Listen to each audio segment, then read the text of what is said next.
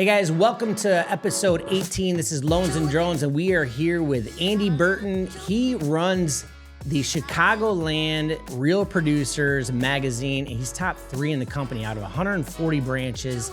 He knows how to market, so let's get into it.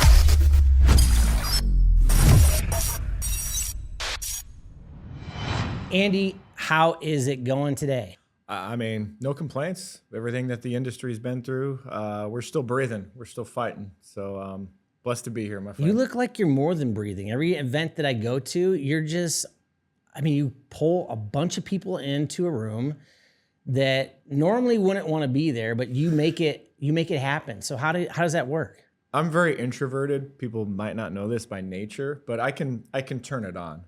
I don't know if it was something with the Enneagram or something that I don't mind being in front of people, socializing, but I guess the definition of a true introvert is like when you're done with the social interaction, there are people who are just drained.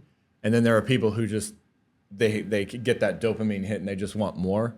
And I realized I was really drained after doing events because we don't just do one event. I mean, as you know, we have 3 platforms, 3 markets here in Illinois. And so, after event week is what we call it. It's like a marathon. We're exhausted, but yeah, it's fun. So tell us what Real Producers is. Real Producers is it's a platform. Some people just identify it with a magazine, which that's what it is. It is an actual magazine. And here we go. Let me show this. It is an actual publication, but in any given market, depends on the size of the MLS, but it goes to the top 500. All of our Illinois markets, Chicago proper, DuPage, which is west suburbs, and North Shore, north of this, pretty much Evanston to Zion, Wisconsin. The joke I make is if you ask a realtor, where's the North Shore, you'll get like 3 different answers. Mm-hmm. It goes to the top 500 producing realtors in that specific market. So it's kind of like a badge of honor to be even on our distribution list and receive a hard copy. And then those are the only realtors who we're inviting to our events. So it's events, it's a publication, and it's just a way, it's a bridge to connect the highly most recommended vendors and affiliates and service providers to the most productive realtors. Yeah. And how many people are reading this? You said 500 per area, or is it more people reading the magazine? That's who actually is on the distribution list. So nobody reads magazines anymore, right? I don't read them, but you got a lot of pictures, so I flip through to look at the pictures. I look for my picture. That's what I look for. You and every just to make sure you're doing a job. Just kidding. The readership, that's the distribution. Right. If I could sum up what we do in 2 words, it's community connector. The most productive realtors want to know each other and do business with them, and then they want to work with the most productive vendors and service providers and affiliates. I learned very quickly when launching this, and this is kind of designed to be a joke, but there's no shortage of businesses that don't want to be top of mind and in front of successful realtors. Right. Period. Right. So let's rewind a little bit. So how did you get here? Depends where you want to start. So I had Remington Ramsey, who I will give a shout out to. He launched the first Real Producers franchise. Actually, it was not a franchise then. The first Real Producers market in Indianapolis. Okay. Called Indie Real Producers. It was actually at the time, it was not called Real Producers. It was called Top Producer. Mm. And little did we know that there was a CRM that was called Top Producer, which I don't know about the reputation of it, but there was some branding that they couldn't do it. So we switched it to Real Producers. So I knew him. He launched Indie in 2015. I knew him from the Cutco world. We sort of grew up selling Cutco together. I started in 99. I'm ancient. I still have my Cutco rep account. This is not a buy knives from me plug, but if you want to, I have a team who does it. We're not going to definitely turn it down. By the way, plug, my wife loves Cutco. Like her and her family are Cutco fans. So if you haven't gotten that brand, you definitely need to talk to Andy. Yeah, it always comes up, some in conversation. How did you get into this? And so I knew him, sort of saw his success from afar. And I have a lot of respect for Remington. He's way more entertaining on social media than I am. I think it's Remington Ramsey. You can look him up. But he kind of founded the brand before Real Producers wasn't even an actual thing. sort of saw his 2016. He kind of more or less recruited me because I knew his success and just sort of was watching him from afar. I mean, in any 1099 sales position, you call it, Mary Kay, any multi-level marketing thing, if you have sort of that business acumen, you always, I don't say always, but like you get sort of recruited a lot, right? Hey, you're a go-getter. You would be really good at this. Right. So I kind of felt a little bit like he was doing that to me. And so finally I'm like, man, he's really running really cool events. This looks fun. I was just sort of watching him from afar. And then finally he said, hey, Andy, you already know a lot of realtors. You've lived in Chicago for a long time now. You'd be a really good fit for this. But if you don't want the Chicago market, we'll start putting out feelers for other people. He did like the ultimate push away sale. Long story short, yeah, it worked. And so in my brain, I'm thinking, okay, I've been selling Cutco at the time 17 years. It'd be kind of like, how long have you been in the 26. mortgage? Yeah, Okay. yeah. It would be kind of like, think about on year 17 in the mortgage industry and somebody try to get you to do something else. Right. Would you give it the time of day? Well, I mean, that's why I picked up a drone. I was actually at that crossroads. Okay. Well, Yeah, but I was there, but I didn't take that leap of faith. It wasn't even a little faith. It was just like, hey, this is a good opportunity. In my brain, there was a lot of, you can ask my wife, Emily, sort of walked me through it. I had this realization, you can call it a come to Jesus moment, where I'm like, there's going to be nothing. I do not see a downside into owning a real estate publication in Chicago. Yeah. It was going to take a while to get there, and it was going to be a lot of hard work. We can dive into the objections and all the pitfalls and in the trenches, just getting it off the ground, as in any business. Sure. I remember we had this moment where I was kind of like, hey, this is what Remington's doing, and should I do this? And I remember her words. She goes, Andy, I don't want to stand in the way of what God has for you. Wow. And I still remember it. As you know, I'm very lighthearted and very sarcastic. I believe that there's probably only 2 to 3% of our lives that actually really matter, like what you do. Yeah. So I try to keep it light, but that was one of those 2 to 3% moments. And I'm like, okay, I guess we're doing this. So, and fun fact, at the time, my wife was pregnant with my son. So I had two other kids, my son at the time.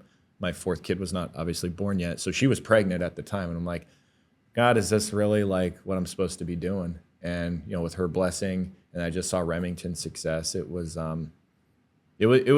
difficult. Yeah. The average area director, the person in my position, when they kind of get their territory, the average area director takes about 4 to 6 months. So we'll call it 5 months to ramp up a publication. Guess how long it took me? I would say 2. 13. From the time I went to 13. training. So I tell people, I believe in you. That you're doing a great job. I'm not stupid. I'm just slow. So that, and it was, we had a lot of stuff going on at the time, pregnancy, and just, I was essentially juggling another job. Yeah. Too. Right. So, I would fit it in where it is, but, So that was a long-winded answer. No, that's okay. Sorry. That's okay. I love that answer, Yeah. by the way. That was a beautiful story. And plus, the other thing I want to mention too is that the stopping point there is you and your relationship with your wife, because that happened to me with my recent change too, is that you guys have such a great relationship that you're asking her out of respect, and then she encourages you, and then you make a great decision as a couple, as a family, which is something I've seen other families do, where they've made one person's made a decision and not included the other person. And I think that just shows you what kind of character you have and integrity. So there you go. Well, I needed her it's worth. support. No, and I appreciate you saying that, man. Like, I needed her support. It wasn't Andy going off and doing his own thing. Like, you literally need a cheerleader. She's a pretty hot cheerleader too. Yeah, of course. Yeah. I mean, seriously, I'm not going to say your wife is hot because that would offend you on I mean, maybe you should. But she's I don't beautiful. know. Like, come on. You're a great couple. You can say she's hot in a professional way, Bill. I'm making him laugh now. Now you're making me hot and sweaty. Come on. Our very first issue that we published, she's like, oh, I'll read the articles and, polish it up and do some of the editing and all that. And then the second issue, I just kind of like, hey, you want to do this again? And then she just got sucked in. So, here we are. That's kind of what's happening to Laura. Sorry, Laura. Yeah, because that's why she's doing. So before these episodes, just so everybody knows, we actually send out a precursor, like an interview sheet, 2 sheets to kind of keep people on point.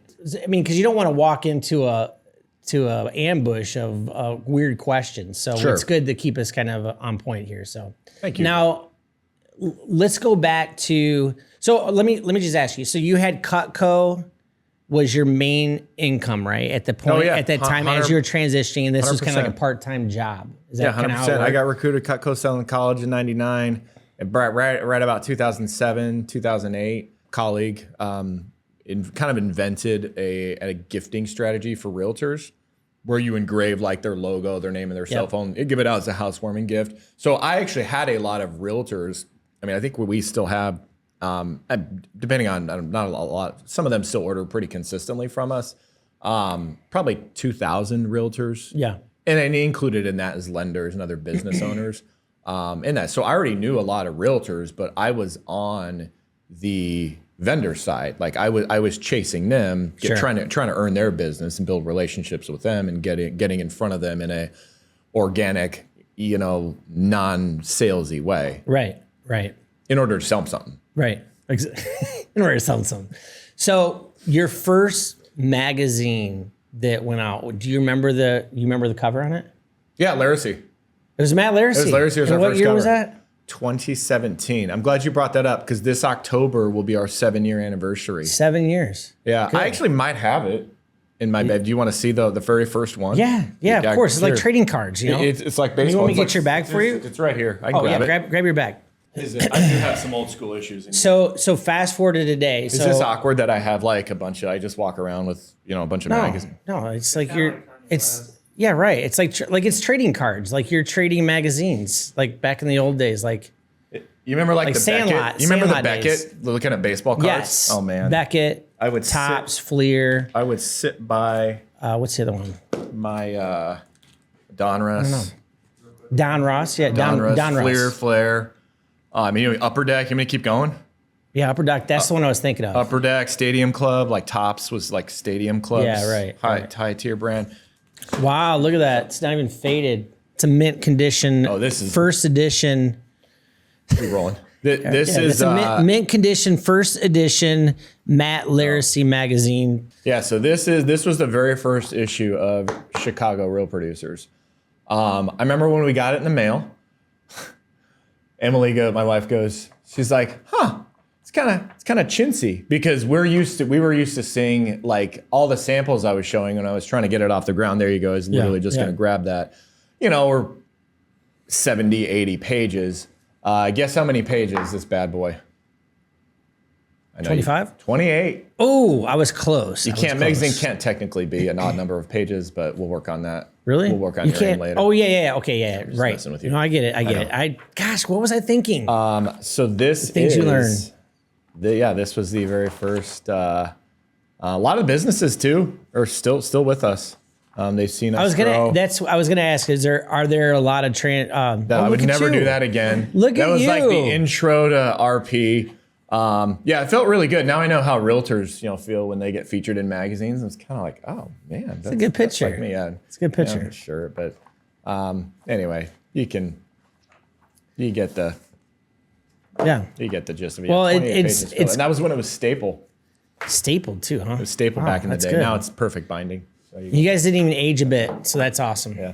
But then you've kind of moved into this heavy stuff, and obviously you probably have some more people that have come on board with sponsoring and so forth. So how many? So it was 7 times what? 12. 84. 84 magazines. Yeah, this will be. We're publishing our 84th issue right now. Okay. In fact, if you look, and then with we can talk about DuPage and North Shore, but then because of the success we had in the city, we launched DuPage Real Producers, which is obviously targeted to west suburbs, DuPage County. And then North Shore in January of 2020. Okay. And that was a whole different animal because, it's January 2020. Yay, let's have a launch party. And no. Are you looking the world shut down. Are you looking for any other counties? I know I keep pushing Kane County because I know that's where I live. So I never thought we would have one RP, and now we have 3. There is a Fox Valley that is ramping. Really? Are you heading that up? I am not. It's a gal named Lori Davison. So and we've actually had a few partners from the other ones join that because they know what we've done here in Chicagoland. Let's talk about events. Let's talk, one of the things that attracted me to Real Producers was, I love the magazine, don't get me wrong, but the events, because that's just me. I like to be around a bunch of people, and obviously when you put a bunch of real producers, no pun intended, in our same room, that's what really drew me to your company, your branch, and what you're doing. You're doing it different. I've seen other branches, no offense to other branches, but everybody's different. Walk me through how you plan an event. It is a process. We have it, we obviously have a lot more dialed in than we did 7 years ago. And we are doing multiple markets now. So I don't want to say there's a formula, but when you look at an event at the crux, what do you need? This is in my opinion. These are the ingredients. People there. It's not really an event if it's just me and you talking. I would not call this podcast an event. Maybe it is. We're fun enough people. Yeah. Right. This could be an event. Joking aside, though, you need people, you need food and drinks, and a cool space, maybe. That's it. So when I was sort of formulating this, I'm like, those are the 3 things. Everything else will kind of just figure itself out. The thing, though, with the people is with Real Producers, our value proposition, it's not just people. You want the right people there. We've all been to events before where, and you on the mortgage side, where you get, I don't know, throw out a number, 70 people there, and then there's 50 affiliates and then 20 realtors, right? Nobody wants to be if you're a realtor, you don't want to be in a room like that. You feel like the pretty gal or the pretty guy or the pretty girl getting chased by, you know what I mean? Sure. I'm trying to paint a picture here. So and then what happens is, then the realtor doesn't want to show up to the next one. So or vice versa either. The affiliates don't want to show up either because then it becomes a feeding frenzy and you're getting in fights. Right? Yeah, you're stepping on toes. Yeah. Exactly. As an affiliate, push comes to shove, right? No, I talk to them first. Yeah. So for us, our whole value proposition is we keep it intentionally very realtor heavy, and you don't want the realtor. You want the right type of realtor. I don't know if you've ever done metrics before, where in your business, where what's a good, not like somebody who has a big team who's selling $100 million a year, but maybe like a $10 to $15 million producer. That's a solid agent. They're making a good living selling real estate, their real estate lifestyle. What can that do for your business if you get referred to them? And maybe they're not giving you all their loans, but they're giving you a good 30 to 40 to 50%. Right. You ever done metrics on that? Yeah. That can move the needle. Of course. Yeah. And so we wanted quality over quantity. We did not want the realtor who just got their license and started 6 months ago and still has another part-time job and hasn't done a deal yet. There are exceptions to that situation. Maybe they're under a big team, they have a good mentor, but I'm speaking in generalities here. Sure. So back to the events. Those are the ingredients. You want the right type of realtor, which if we're targeting the realtors on our distribution list, they get the magazine. They already feel special because they're on the distribution list. Well, you're automatically invited to the event. Do we get all top 500 agents to show up? No. If that ever happens, I will buy a lottery ticket.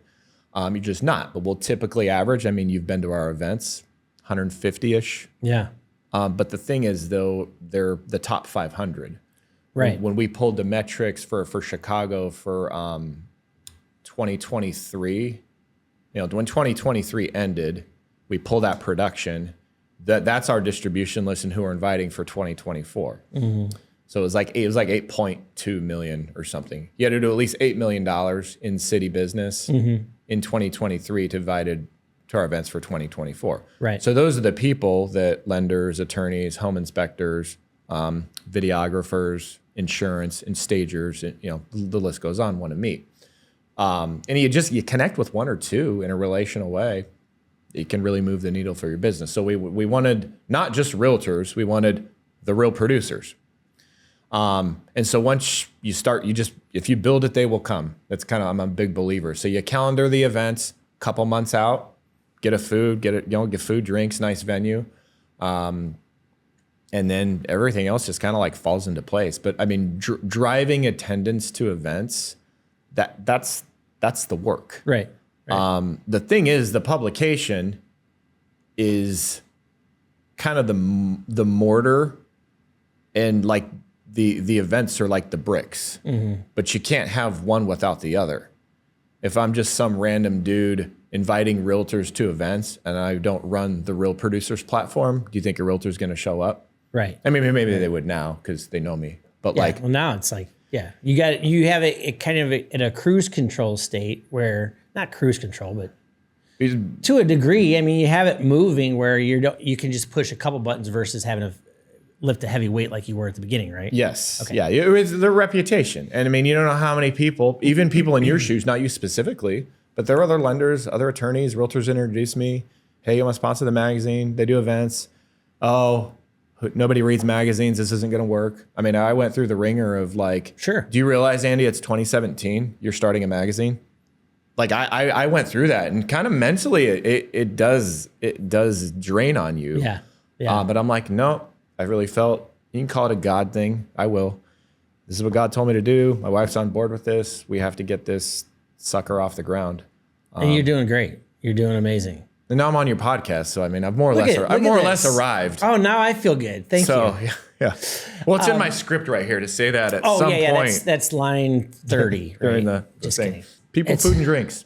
People, food, and drinks. But you throw a different element. So like, let's give some props where props due. The guys that are recording this, I actually met them through Real Producers, which is the network that Andy creates, and so on and so on. So that there's so many different capillaries that come from what you do. It's almost like it's a Wonderful Life situation, right?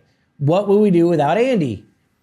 We wouldn't be here, right? Yeah. Like I wouldn't be doing podcasts. It's just kind of crazy to think like that. So it is a God thing. You're influencing other people in so many more ways. That's a ripple effect that you don't even realize. So I just wanted to give you the props there. No, and I appreciate that. And I will give Visual Filmworks a shout out, because I remember talking to Travis at the time. I think we just started with one market. He was just in DuPage, and I kind of said, hey, we do this in North Shore and Chicago. They actually, and his kind of thought process, I don't want to put words in his mouth, but his sort of thought process was, hey, well, if I knock it out of the park for you guys and do a good job on your recap videos, other affiliates and other realtors are going to organically come up to me and say, hey, I saw that recap video you did for Real Producers. Can you do something similar to me? Right. Or for my business. And so it's like the quality of it, and you're a walking testimony of that. Yeah. Something you put a full pack together. Now, do other Real Producer branches do it the same way? Do you guys have a model that you kind of all work together with? Or is it just, hey, this person does it this way, Andy does it this way? Kind of like with our branches, I do more video than probably somebody else out in, I don't know, Utah or whatever. So it's just one of those things where I think it's just trying to figure out what Andy does differently than some of the other people that might help them increase their business. Yeah, I don't think it's anything different. Most area directors across the country, people in my position, we call it area director, franchise owner. I'm getting caught up on the terminology here, but do some sort of video. Okay. I don't really know the arrangements that they have, but it is, I would say, more or less something similar, because it does take the right videographer to understand, okay, they understand the long-term effect of pumping out good content, and then you're literally in front of a room of people who can afford it, or who will need the service. When you're a brand new agent, you're not going to drop, some of these sexy listing videos and drone and, all off on a high rise. I mean, some of those can cost north of $1,000, some of them more. You get the little drone tours going through the house and the bathroom and all that. Like your brand new realtor typically is not at that point in their business. They don't have the revenue, cart before the horse thing, revenue coming in. But a lot of these realtors that are attending our stuff, they're established. They're looking for ways to enhance their business. When they're on a listing presentation, they can use it as a value proposition to their client. Hey, included with, if you hire me as your realtor, as your listing agent, it includes a video with this, this, and this. I pay my videographer $1,500. That's included in the 3%. Are we talking about percentages of commission now? After the law. Hey, that's on you, not me. The 3%, the 9%. I'm not touching that with a 10-foot pole. No. But that's included in that, so it makes that realtor stand apart when they have kind of a videographer who they work with that they can say, hey, and that potential prospect who's thinking about listing their home sees all their other stuff on social media and they're like, oh yeah, well, we would rather work with you rather than, Mr. or Mrs. Newbie realtor who hasn't done a deal yet. Right. And I think that you kind of get that with the magazine. Like you said, you have the magazine. It's like that's the focal point because people see that, right? But you have so much more value add that people don't necessarily know. Like I know it. But when you go into somebody's office and say, hey, you want to be part of this magazine? They're like, print? Really? Like, I still do that. I do. Because... Oh, I do too, and I run it. Right. Exactly. I genuinely... I laugh at what we do. Well, I do love it. And every one that comes through, it's kind of like getting, I don't know, like a little present because it is pretty cool to see. It is. I mean, it is pretty cool to see. You do the print's awesome. I'm going to deliver yours with a bow. I'll deliver yours with a bow next time. Thank you. Like Thank you. Yeah, I expect that. At least 10 of them. But no, but I do appreciate it. It's one of those things where it's an old trade that you still have alive, and it's still, I think, still breathing to a degree, but you're using all these other elements to bring people back to looking at the print. The magazine is the bridge. The magazine is not what is going to convert the business. And I think we talked about this when we first met. Yeah. But I'm very clear, like nobody is gonna, I don't know, let me find one here. Nobody is gonna look at an ad and say, oh yeah, Haven Home Staging is right here. I'm going to call them because they advertised on this page. That's not going to happen. It's not 1982. Or Chicago Building Inspections. By the way, these are partners before we even went to print that are still with us. Wow. In Chicago. You would have been there too, but we didn't meet until 2021 or 2022. Yeah, so, right before COVID, right? It was right. Yeah. I think it was right after. Was it? I think it was 2022. Wow. Anyway, I don't know. Tomato. Yeah. So nobody's going to look at that. But what does happen is they meet the owner at the events. They meet maybe some of their people on their team, and then it's almost like you train them to look for you. Big brands, Apple, they do the same thing. Yeah. Right. The new iPhone 16 came out, and I don't look at the billboard and say, oh my gosh, the new iPhone 16 just came out. I'm gonna where's the nearest Apple store? I'm gonna buy it right now. But what does happen is I see the billboard, I get an email, hey, you can upgrade, trade in your old phone. And lo and behold, like I find my iPhone is running slow, and I'm like, you know what? Get an email from Verizon. They kind of drip on you. Right. But what marketing does in general is it accelerates that process. Correct. And lo and behold, Apple has my money because I have a 14. This is not a plug for Apple, but it's an 8-month process from when I saw that billboard. So I look at the magazine ad as like the billboard, that's the macro, and then the events are the micro. Right. And then you also put together pop-ups. So I'm just kind of hopefully opening up the window for people to see what Andy really does. You have pop-up events too. So your job is like, I respect it because you're networking at the finest way because you're bringing those people back into play with the network. And so is that part of the model too with real producers that you guys do that or? What do you mean the pop-ups? So pop-up events, like you have like not only just like the big events, like little mini happy hours. Yeah. It's the art of selling. Like you're honestly doing the art of selling, which is the print, the network, the events, everything that you're creating. I picture like a pop-up like tent or something. I don't know. Like a fair. Tomato, right? Yeah, okay. That's what we're doing. I'm like pop-up, make sure I get the terminology right here. So We'll just weave in happy hours in Chicago. We'll do a breakfast usually once a month, sometimes every other month, and those are smaller. Yeah. There's less logistics, but like the events, because they're with the large events, we usually do 3 or 4 of those a year times 3 because we have 3 markets. Right. So we'll do 3 events, winter event, spring, summer, then maybe like a fall event. Yep. But then with the pop-ups, I would. Like people even like yourself, between the large, because usually there's like a 3-month-ish lull between the large events. Right. So I remember I think it was a lender, maybe it was a lender or a home inspector once said, "Hey Andy, last event was great attendance." They're like, "Hey, I would love to just host a happy hour." And I'm like, "Okay, that's a good idea." And then we kind of got to talking, and the person was like, "It's going to be weird though if like I'm like, "Yeah, I'll show up." He's like, "Well, no, I would like to just pay for it. Can you facilitate it?" And this person goes, "It's going to be," I don't want to use the word awkward or weird, but he's like, "You're going to have a lot more success because you're not selling anything to these agents. You're not trying to earn their business." And we can talk about the not pay to play, because that is one thing, that is the crux of what sets us apart. So table that for, in a minute or two. Yeah. Yeah. But with the pop-up events, anyway, I think it was a home inspector, and he goes, "If you can just invite like a dozen agents, I'll pay for food and drinks and appetizers." And I'm like, "Dude, that's a really good idea." You kind of gets a little bit more connectivity. We can just talk shop. And I mean, Right. Obviously with everything going on in the real estate industry, there's a lot to talk about. So Sure. I invited a dozen agents. I'd say 10 showed up, which he goes, "That's way more than I would have got." 9 of them would have bailed if I asked a dozen people to show up.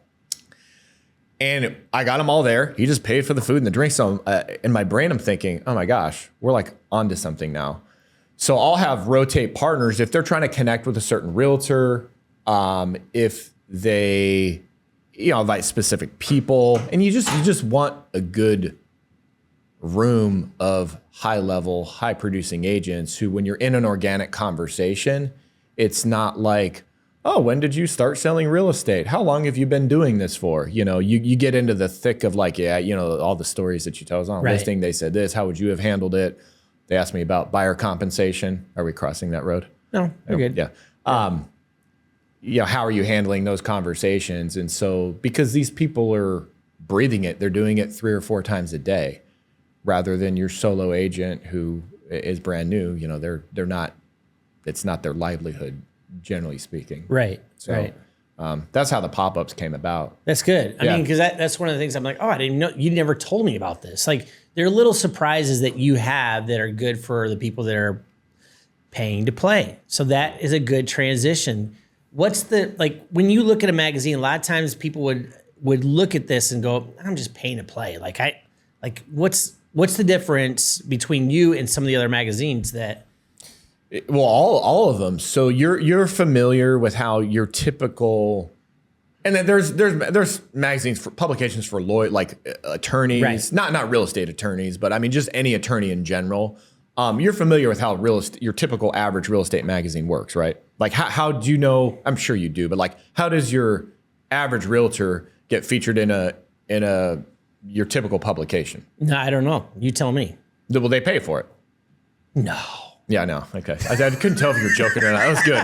I'm like, you really don't know this? Okay. You got me. That was good. Of course. Okay. Of course. Yeah. So they'll pay, $1,000, $2,000 to be on the cover of XY. And there's tons of real estate publications out there. A lot of them have been around a lot longer than us. Right. I would say we're the disruptor, if anything. But we're not widespread. We only go to a small niche group. Right. You kind of got to earn it, so to speak. And so one thing to be clear, when Remington launched this, we wanted to put a product out there that had credibility and wasn't like everything else, because otherwise you're just saturating the market. So yeah, we're not a pay-to-play publication for realtors. If you see a realtor in a real producer's publication, they do not pay a dime for it. We do all the features based on nominations. And what I mean by nominations is realtors can technically scratch each other's backs and nominate one another. Hey, I was featured in Real Producers. You got to meet with Andy. He'll get you in the magazine. There's no charge. So early on, when we launched Chicago, people were very like standoffish. Oh, okay, it's not pay to play. And then they figured there was a bait and switch. But even I would say, I'll use Laracy as an example. He was one of our first covers. And I remember him, he's just like, he would vouch for us. He's like, no, this is like a legit thing. It's not pay to play. And so we're very, I'll use the word prideful in the fact that we can produce something. Now, we only feature 3 or 4 realtors a month at the most. So it kind of, the goal is to give a few agents a month of fame in it. Like that was really the goal. Sure. Typically the cover stories, you got to be, ranked top out of the top 500. You got to be ranked top 50, maybe 100 in that geographic area. Right. We'll feature people in leadership, obviously, too, if they've been around or they're just very influential in the industry. But it's not pay to play. So we partner with businesses, yourself being one of them, to make the whole thing possible. Like I can't do what I do without you. Right. Well, I mean, not you, just only, but businesses like yours. I'm pretty big. You're a baller. I'm just kidding. I'm not that guy. You're a huge piece of the puzzle. It takes a village, so to speak. So that was one thing that sort of Remington, the founder of Indianapolis Real Producer, sort of wrestled with, is like, because typically the revenue from a publication, you're getting the revenue from, you're double dipping. Right. Not like an illegal way or anything, but like you're getting the revenue from the realtors and then you're getting the revenue from the service providers. Right. Our franchise model is we cannot take money from a realtor. The only asterisk behind that is, unless when their feature drops, they want like 100 extra copies of the magazine. Gotcha. Then obviously we have to offset our costs. Sure. But the actual feature, photo shoot, the distribution, access to all the private events, it's completely free for the realtor. Yeah. And we're only inviting those top 500. Right. And the other thing too to mention is that with the affiliates and the vendors that are part of this as well, that you really, really set really hard boundaries so that nobody just walks in and crashes the party when it comes to the events. Yeah. Which I think is pretty. Glad you brought that up. Yeah, it's pretty unique to have that, because I could see it just being a can of worms, so I appreciate that. Well, we can touch on that too. So that was one of the value propositions for our partners, is they have something exclusive in the market that no other affiliate or no other vendor has access to. I'm a pretty easygoing, happy-go-lucky guy, but the only time that I have to turn it, I've kicked people out of events before. It's happened a few times. I know. Could you imagine me getting tough? Right. I don't know. I think you can get pretty tough. Yeah, throw down. Yeah, right. I think you got it. I don't have a violent bone in my body, but I just like, these are for our partners. So we only give access to our partners who support the platform, which they appreciate. Back to the topic of, nobody wants to show up to an event where there's 20 realtors and 40 mortgage people, or combined with inspectors. You want it very realtor heavy versus affiliate heavy, and the affiliates appreciate that. Right. They're like, wow, I'm supporting something that I actually have access to and that Andy delivered on his promises. Yeah. So that is a huge value point for that, at least the feedback that we've gotten over the years. I love it for the affiliates. Yeah, and I've seen the return on investment too. So like when you get into the room and you can network with people and build relationships, there's a return on investment. So I appreciate it. That's why I'm still here. Yeah, well, that's why you're on the podcast. Thanks, man. All right, from here we're going to transition into just fun ending questions that hopefully will catch you off guard, but we'll see. Good. Hot seat, Budweiser hot seat. Yeah, I know you watched like 10 of these and you're probably already prepared, but whatever. If you could be anywhere in the world today, where would it be? Oh my gosh. If I had $1 for every time somebody said that. Because that's the thing, is my mind goes to like vacation with my wife and stuff, or it's just like, if it's like an Andy solitude thing. So whatever. I've always wanted to go to Italy. Oh, really? Yeah. Yeah, me too. Italy, Rome, Colosseum, Holy Land. I've been to Israel and Egypt, but we never went to Italy. Like Rome, Colosseum, Greece. I think that would be fun. Those are right up those are my bucket list items too. Yeah. So I'm glad you said that. Anyway. So it took some thought. I did not, by the way, too, I did not look at anything. Good. Thank God. All right. Well, let's just go simple right now. What's your favorite food besides Dunkin' Donuts? So you take your kids to Dunkin' Donuts. I'm always sucker for a good Wagyu steak. Steak? Yeah, Wagyu steak. I mean, I love deep dish pizza. Okay. I actually Chicago has the best deep dish on the planet. I actually like Costco pizza too. Maybe I like it because of the price. Okay. But I think that's good to know. Value for price, it's $10 still.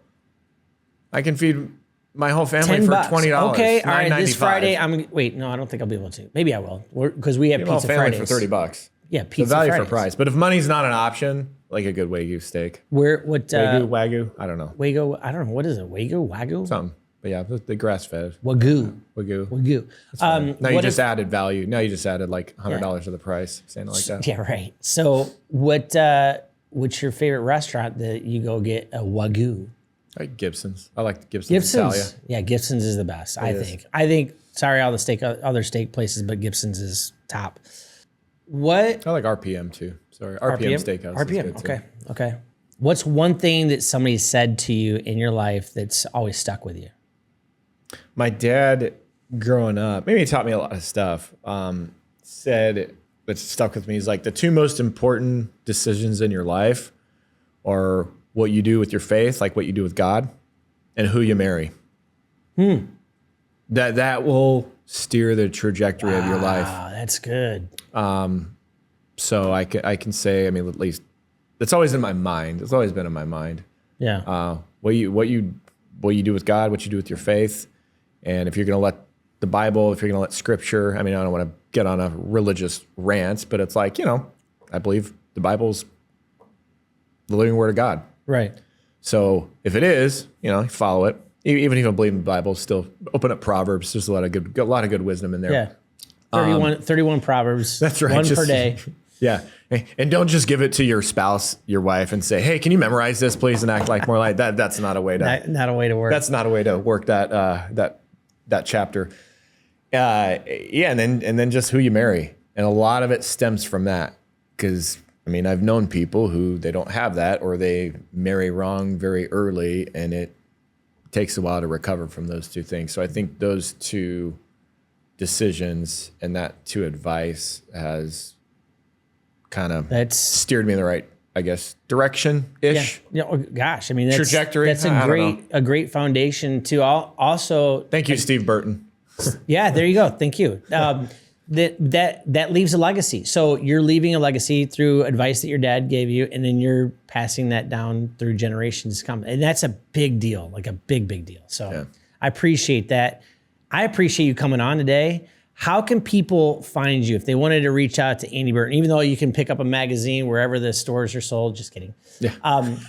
It's not like you get it on a newsstand. You can't get this. You can't. That's why he carries them in his backpack everywhere he goes. You know what's funny? To this day, I'll have like people who friends of circle, like, what I do for a profession, but I'll get people who say, oh, so you go door to door selling magazines? And I don't have the energy to explain this to you. So how's your family doing? I'll just kind of divert the question. I got some Cutco knives for you, though. That's right. Yeah, you want to go to the trunk of my car and see my wares? Yeah.